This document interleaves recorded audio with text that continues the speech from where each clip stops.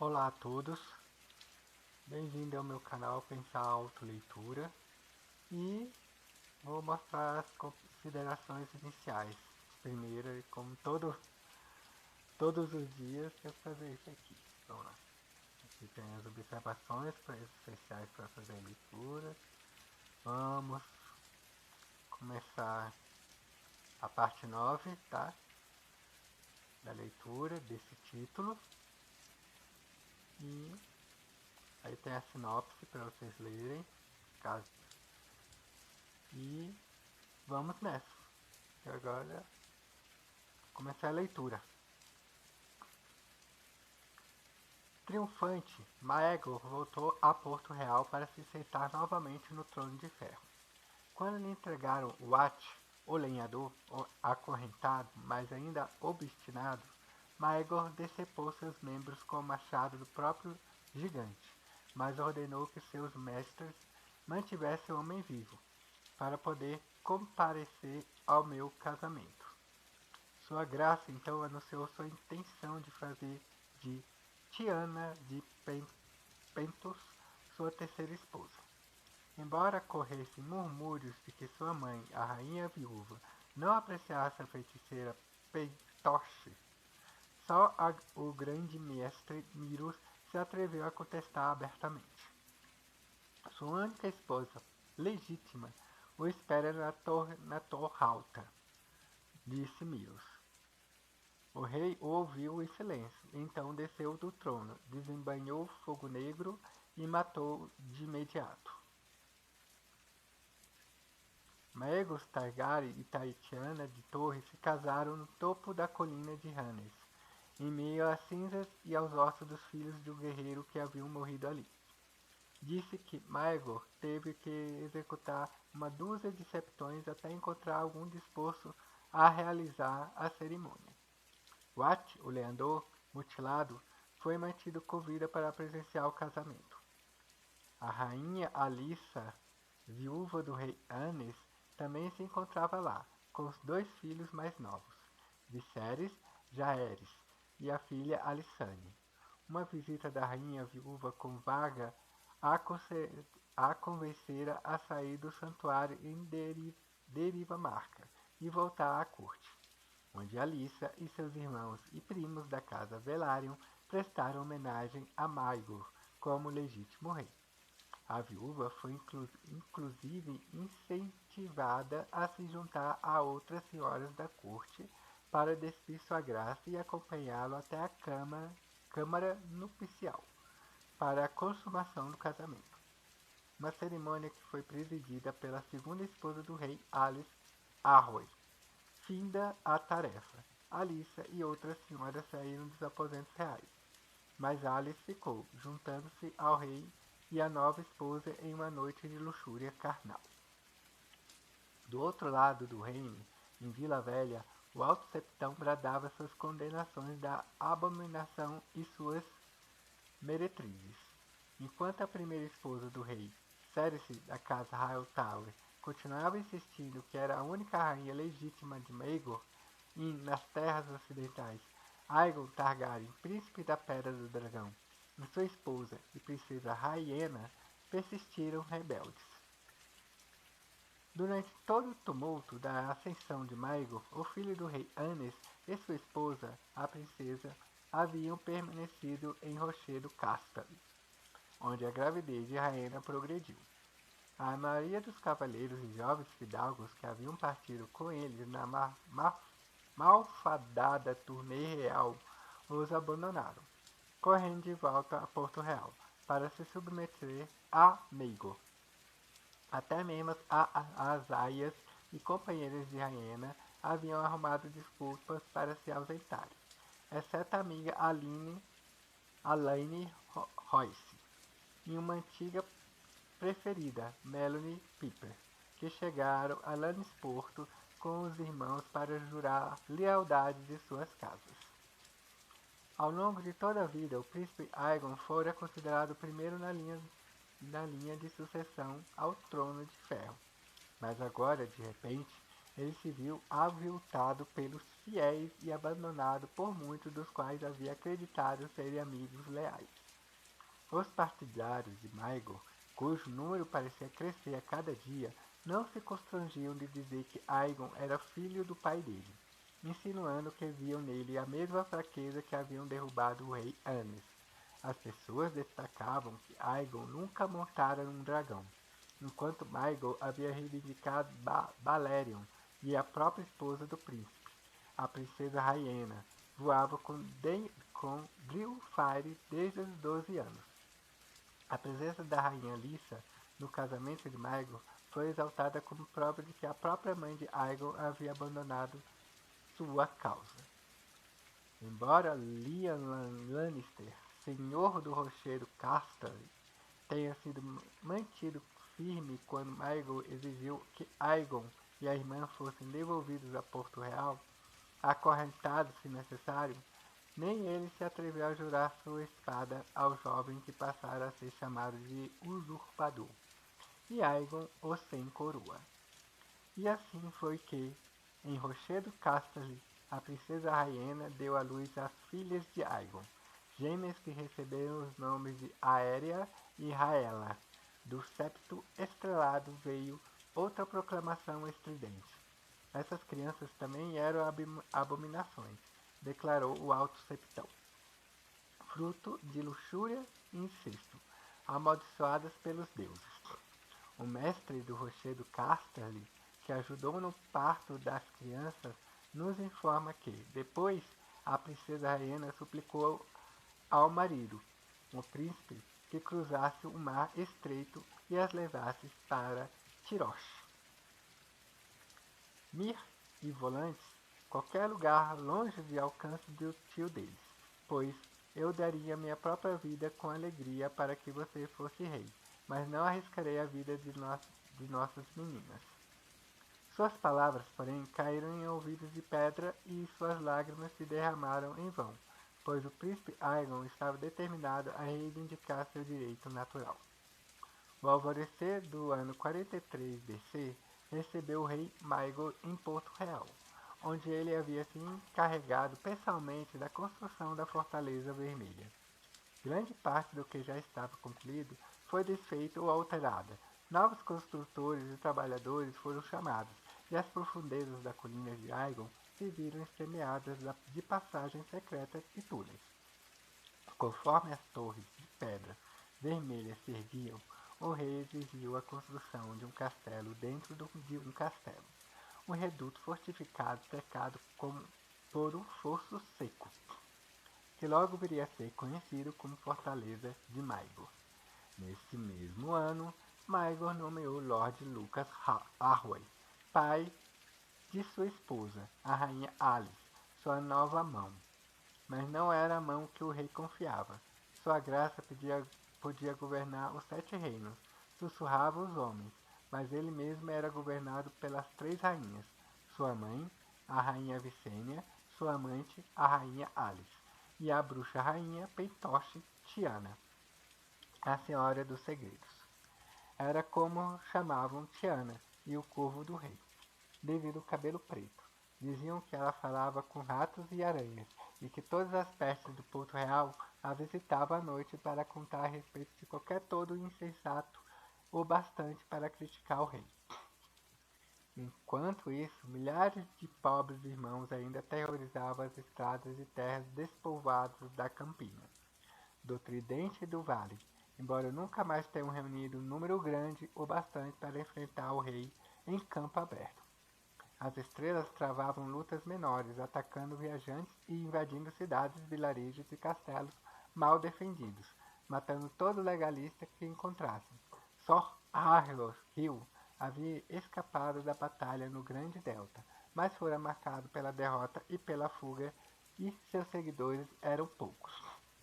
Os novos líderes dos pobres irmãos eram homens como Silas Maltrapilho, Septão, Lua e Denis, o Manco. Os novos líderes dos pobres irmãos eram homens como Silas Maltrapilho, Septão, Lua e Denis, o Manco, praticamente indistinguíveis de bandidos comuns. Um dos capitães mais cruéis era uma mulher chamada Jane Pur Bexiguenta, cujos seguidores sanguinários deixavam as matas entre os Porto Real e Ponta Tempestade praticamente intransponíveis para qualquer viajante honesto. Nesse meio tempo, os filhos do guerreiro haviam encontrado um novo grande capitão na pessoa de Sir Geoffrey Doggett, o cachorro vermelho das colinas, que estava determinado a restaurar a ordem à antiga glória. Quando Sir Geoffrey partiu de Lannisport para pedir a bênção do Alto Septão, 100 homens acompanharam. Peraí, dá um tempo. Peraí, calma. Desculpa aí, gente, pela pausa, mas vamos continuar. Nesse meio tempo, os filhos do guerreiro haviam encontrado um novo grande capitão na pessoa Sir Geoffrey Doggett, o cachorro vermelho das colinas, que estava determinado a restaurar a ordem à antiga glória. Quando Sir Geoffrey partiu de Lannisport para pedir a bênção do Alto Septão, 100 homens o acompanharam. Quando chegou à Vila Velha, tinham sido tantos cavaleiros, escudeiros e homens de armas que se uniram a ele que seus números haviam crescido para 2.000. Em outras partes do reino, outros senhores e homens de fé irrequietos também estavam juntando forças e tramando formas de derrubar os dragões. Nada disso passou desapercebido. Corvos voavam a todos os cantos do reino, convocando senhores e cavaleiros de terras de honra duvidosa para irem a Porto Real dobrar o joelho, jurar lealdade e entregar o filho ou uma filha de refém como garantia à obediência. As estrelas e espadas, deixa eu ver. Os estrelas e espadas foram considerados fora da lei. A partir de então, a participação em qualquer ordem seria castigada com a morte. O Alto Septão foi convocado a se apresentar na Fortaleza Vermelha, para ser julgado por alta traição. Sua Alta Santidade respondeu do septo estrelado, exigindo que o rei se apresentasse em Vila Velha para suplicar o perdão dos deuses por seus pecados e atos de crueldade. Muitos dos fiéis faziam eco ao desafio dele. Alguns senhores pios chegaram aí ao Porto Real para prestar juramento e entregar reféns, mas foram mais os que não foram. Confiando na proteção de seus números e na força de seus castelos. O rei Maegor deixou o veneno inflamar durante quase meio ano. Tão investido estava na construção de sua fortaleza vermelha.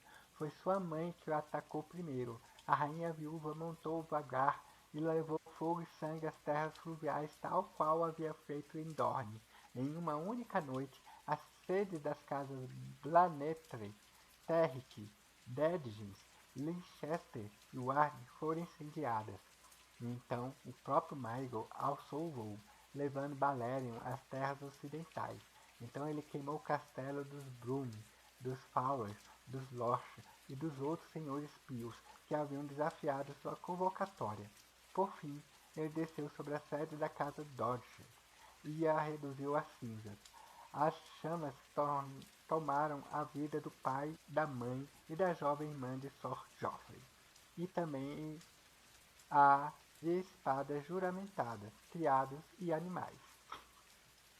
Enquanto colunas de fumaça subiam por todas as terras ocidentais e fluviais, Vagar e Balerion se dirigiam ao sul. O outro Lord Hightower, aconselhado por outro Alto Septão, havia aberto portões de Vila Velha durante a conquista, mas agora parecia certo que o maior e mais populosa cidade de Westeros arderia. Milhares fugiram de Vila Velha naquela noite, emergindo dos portões da cidade ou partindo em barcos para portos distantes. Outros milhares foram às ruas em farras bêbadas. Esta noite é para cantar e pecar e beber, disseram os homens entre si, pois amanhã os virtuosos e os vis queimarão juntos. Outros se reuniram em septos e templos e bosques ancestrais para rezar pela própria vida. No septo estrelado, o Alto Septão entoava e bradava, invocando a ira dos deuses contra os Targaryen. Os Arquimedes da cidadela se reuniram em conclave. Os homens da patrulha da cidade encheram sacas de areia e baldes de água para combater as chamas que eles sabiam que se aproximavam.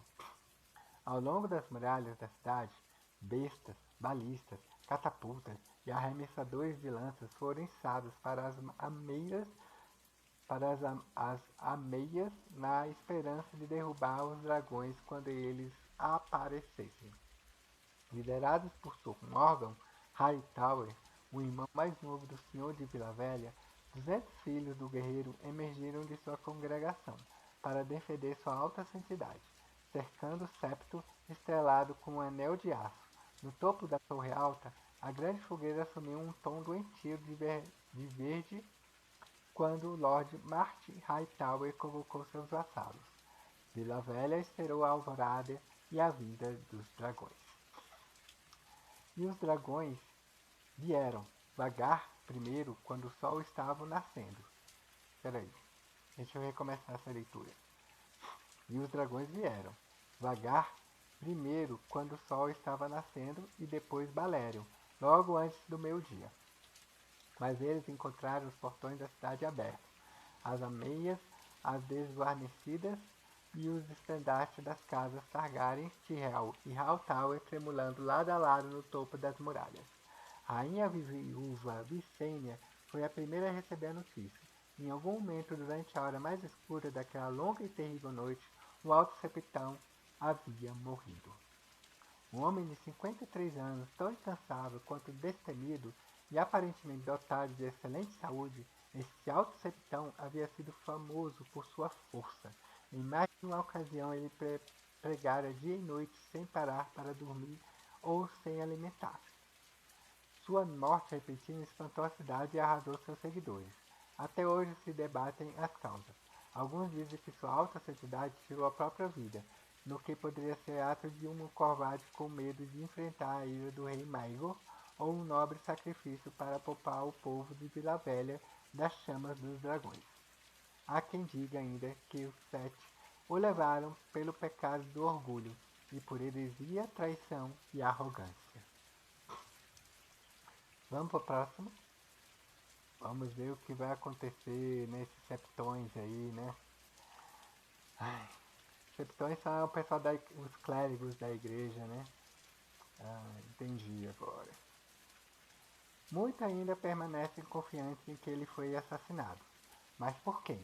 Alguns dizem que foi Sr. Morgan Hightower, seguindo ordem do senhor seu irmão, e Sr. Morgan foi visto entrando e saindo dos aposentos particulares do Alto Septão naquela noite. Outros apontam para a senhora Patricia Hightower, tia donzela do Lord Martin e suporta bruxa, que de fato solicitou audiência por sua alta santidade ao entardecer, embora ele ainda estivesse vivo quando ela saiu. Os arquimestres da cidadela também são suspeitos, embora ainda seja alvo do debate se eles utilizaram as artes negras, um assassino ou um rolo de pergaminho envenenado. Houve trocas constantes de mensagens entre Cidadela e o Septo Estrelado ao longo da noite. E ainda que afirme a culpa não cabe a nenhum desses e ateste que a morte do Alto Septão foi causada por outra suposta feiticeira, a rainha viúva Visenya Targaryen. Provavelmente ninguém jamais saberá a verdade. Mas a rápida reação do Lord Martin ao receber a notícia da Torre Alta está além de qualquer dúvida. Ele imediatamente encaminhou os próprios cavaleiros para desarmarem e prenderem os filhos do guerreiro, incluindo seu próprio irmão. Os portões da cidade foram abertos e os estandartes Targaryen erguidos sobre as muralhas, antes mesmo que as asas de vagar fossem avistadas. Os homens de Lord Hightower estavam tirando os mais devotos da cama e levando-os ao septo estrelado diante da ponta de suas lanças para escolher um novo alto septão. Bastou uma única votação. Em unanimidade quase total, os sábios homens e mulheres de fé se voltaram para um tal septão Parter. 90 anos de idade, cego, encurvado e frágil, mas notoriamente amistoso, o novo alto septão quase caiu sob o peso da coroa de cristal, quando recebeu sobre a cabeça. Mas quando Maegor Targaryen apareceu diante dele no septo estrelado, sua alta santidade teve todo o prazer de abençoá-lo como rei e ungir sua cabeça com os óleos sagrados, mesmo esquecendo as palavras da oração. A rainha Vicênia logo voltou à Pedra do Dragão com Vagar, mas o rei Maegor permaneceu em Vila Velha por quase meio ano, concedendo audiências e presidindo a julgamentos. Os filhos do guerreiro aprisionado receberam a chance de escolher. Os que renunciassem à ordem teriam permissão de viajar à muralha e viver até seus últimos dias como irmãos da patrulha da noite. Os que negassem poderiam morrer como mártires da fé. 3/4 dos prisioneiros escolheram vestir o negro, e o restante morreu. 7 desses, famosos cavaleiros e filhos de senhores, foram agraciados com a honra de perder a cabeça pelas mãos do próprio rei Maegor, com fogo negro. Os demais condenados foram decapitados por seus antigos irmãos de armas. De todos eles, apenas um homem recebeu perdão real, Sir Morgan Hightower. Aquele tempo era brabo, hein? Era brabo. O Alto Septão dissolveu formalmente os filhos do guerreiro e os pobres irmãos, exigindo que os membros remanescentes abandonassem as armas em nome dos deuses. Os 7 já não tinham mais necessidade de guerreiros, proclamou sua alta santidade. Dali por diante, o trono de ferro protegeria e defenderia a fé. O rei Maegor deu aos membros sobreviventes da fé militante até o fim do ano para entregarem as armas e desistirem de seus propósitos rebeldes. Depois disso, a cabeça daqueles que permanecessem revoltosos seria posta a prêmio. Um dragão de ouro pela cabeça de qualquer filho do guerreiro impenitente. Isso mesmo. Um veado de prata pelo escalpo piolento de um pobre irmão.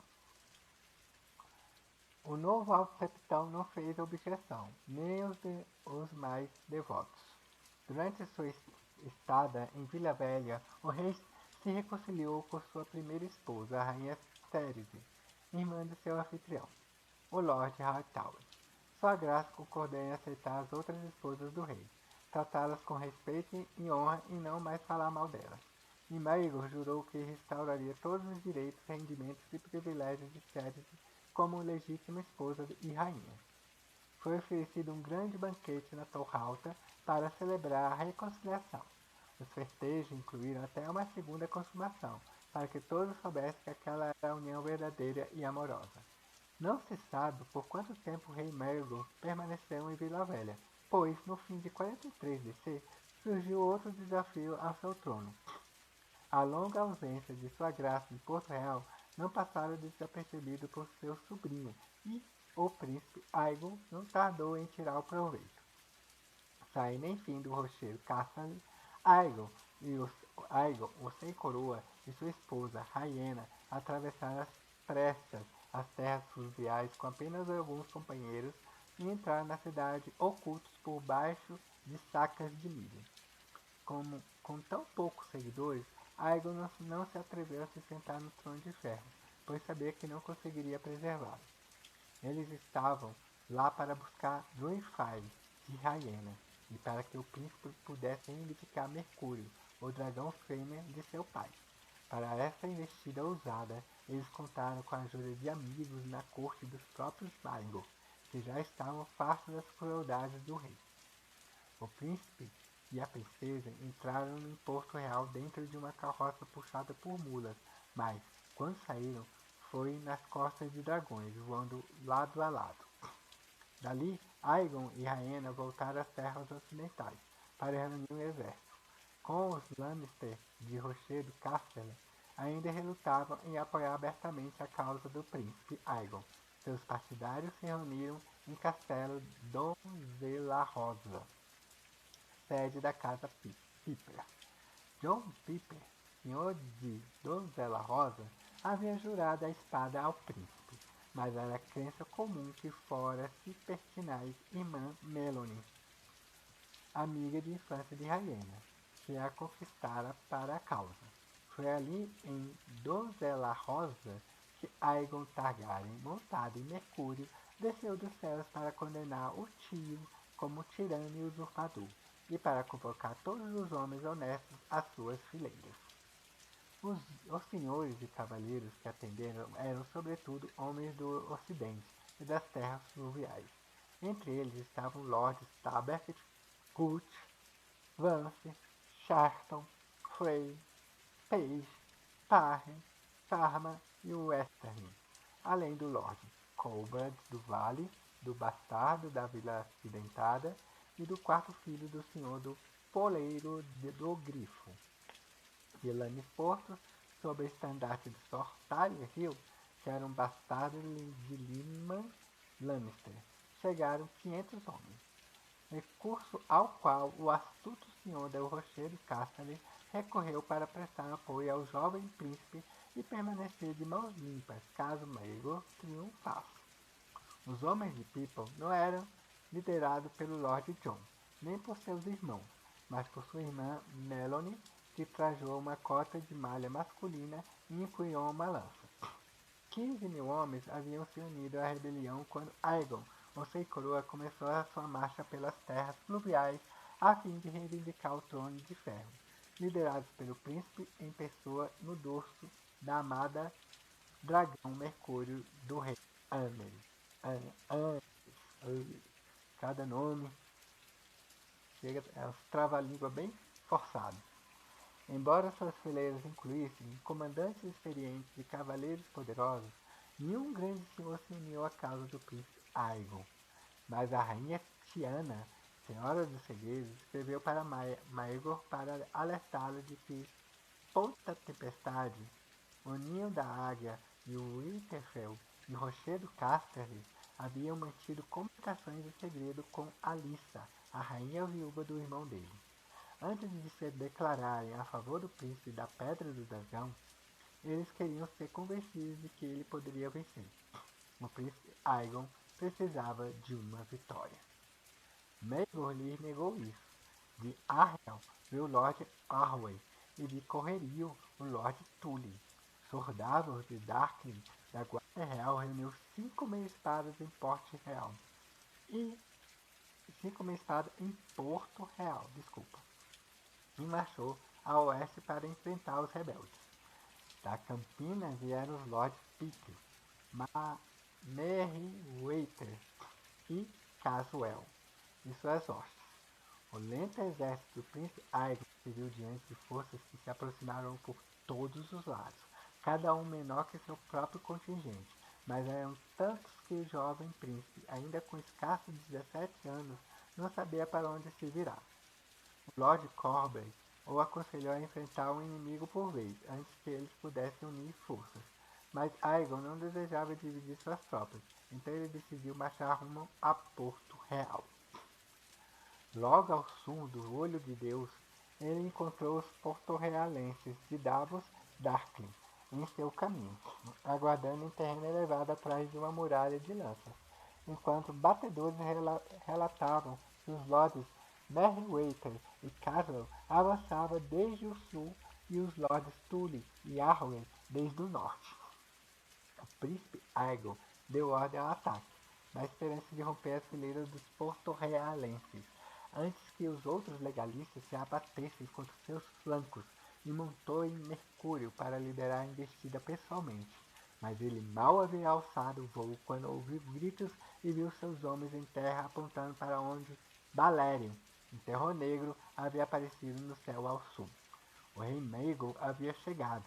Pela primeira vez desde a destruição de Valíria, o dragão combateu o dragão no céu, enquanto no solo os homens batalhavam. Mercúrio, com um quarto do tamanho do Balerion, não era páreo para o dragão mais velho e feroz, e suas fracas bolas de fogo foram engolidas e dispersadas por vastas explosões de chamas negras. E então, terror negro caiu sobre ela das alturas, fechando as mandíbulas de seu pescoço enquanto lhe arrancava uma das asas do corpo. Em meio a urros e fumaça, o jovem dragão caiu ao chão, e também o príncipe Aegon. A batalha abaixo foi quase tão breve e ainda que mais sangrenta. Quando Aegon caiu, os rebeldes viram que sua causa era perdida e fugiram, descartando armas e armaduras conforme corriam. Mas os exércitos legalistas o cercaram completamente e não havia escapatória. Ao fim do dia, 2.000 dos homens de Aegon haviam morrido, contra 100 dos homens do rei. Entre mortos estavam Lord Allen Tabert, o bastardo de Vilha Acidentada, e Dennis Snow, o Lord Ronel Vance, Sir William Wister, Melanie Piper e 3 de seus irmãos, e o príncipe da Pedra do Dragão, Aegon, o sem-coroa da casa Targaryen. A única perda significativa entre os legalistas foi o Sr. Davos Dacley, da Guarda Real, morto pelas mãos do Lord Corban, com Senhora Desespero. Seguiu-se ao meio ano de julgamentos e execuções. A rainha Vicênia convenceu o filho a poupar alguns dos senhores rebeldes, mas até mesmo os que permaneceram vivos perderam terras e títulos, e foram obrigados a entregar reféns. Um nome importante não se encontrava entre os mortos ou capturados. Rhaena Targaryen, irmã e esposa do príncipe Aegon, não se juntaram ao exército. Até hoje se debate se foi por ordem de Aegon ou se por decisão própria. A única certeza é que Rhaena continuou em Castelo de Donzella La Rosa com as filhas quando Aegon foi a campo, e com ela Draenfire. O acréscimo de uma segunda dragão às forças do irmão teria feito alguma diferença no momento da batalha?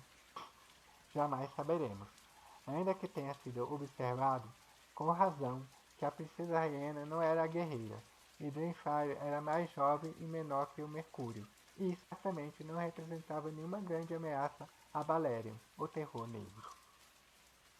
Quando as notícias da batalha chegaram ao oeste e a princesa Rhaena descobriu que tanto o marido quanto sua amiga, a senhora Melanie, haviam perecido, disse que ela recebeu a notícia em pétreo silêncio. Não vai chorar? Perguntaram-lhe, ao que ela respondeu, não tenho tempo para lágrimas. Em seguida, temendo a ira do tio, ela recolheu as filhas, Aérea e Raela, e fugiu mais para o oeste, primeiro para Lannisport e depois pelo mar até a Ilha Bela, onde o novo Lord Mark Farman, que havia perdido o pai, um irmão mais velho na batalha, lutando pelo príncipe Aegon, as abrigou e jurou que nenhum mal chegaria a elas sob seu teto. Durante quase um ano, as pessoas da Ilha Bela olharam para o leste cheias de terror, com medo de avistar as asas negras de Balerion, mas Maegor nunca veio. O rei vitorioso apenas voltou à Fortaleza Vermelha, onde se dedicou ferozmente a conseguir um herdeiro. O ano 44, depois da conquista, foi pacífico, em comparação com o anterior, mas os mestres que registraram a história daquela época escreveram que o cheiro de sangue e fogo persistia intenso no ar. Maegor I Targaryen permaneciam sentado no trono de ferro, conforme sua fortaleza vermelha se erguia à sua volta. Mas sua corte era melancólica e soturna. Apesar da presença de 3 rainhas, ou talvez por causa disso, a cada noite ele convocava uma delas para sua cama, mas ainda nenhum filho vinha. Seus únicos herdeiros, apenas os filhos e filhas de seu irmão, Aenys, ele foi chamado de Maegor.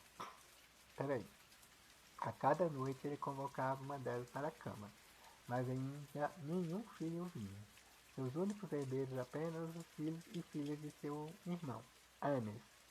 Ele foi chamado de Maegor o Cruel e também assassino de familiares, mas dizê-lo em sua presença era a morte. Em Vilha Velha, o idoso Alto Septão morreu, e outro foi eleito em seu lugar. Embora ele não pronunciasse contra o rei ou suas rainhas, a hostilidade entre o rei Maegor e a fé perdurou. Os pobres irmãos haviam sido perseguidos e mortos a centenas, e seus escalpos entregues aos homens do rei em troca da recompensa. Mas ainda milhares vagavam pelas florestas e matas e terras despovoadas dos 7 reinos, amaldiçoando vigorosamente os Targaryen. Um bando chegou até coroar seu próprio Alto Septão, um bruto barbado chamado Septão Lua. e alguns filhos do guerreiro ainda resistiam, liderados pelo Sr. Geoffrey Doggett, o cachorro vermelho das colinas. Proibida e condenada, a ordem já não possuía força para enfrentar os homens do rei em campo aberto. Então o cachorro vermelho os enviava disfarçados de cavaleiros andantes para caçar e matar legalistas Targaryen e traidores da fé. A primeira vítima deles foi Sir Morgan Hightower, antigo membro de sua ordem, abatido e assassinado na estrada rumo a Bosque Mel. O velho Lord Merryweather foi o segundo a morrer, seguido pelo filho e herdeiro do Lord Pitt, pelo idoso pai de Davos Darkling e até pelo cego John Hogg. Embora a recompensa pela cabeça de qualquer filho guerreiro fosse de um dragão de ouro, os plebeus camponeses do reino lhes davam abrigo e proteção com a memória do que eles haviam sido. E por isso é só, pessoal. Espero que tenham gostado da leitura de hoje e até amanhã. Um abraço a todos e tchau!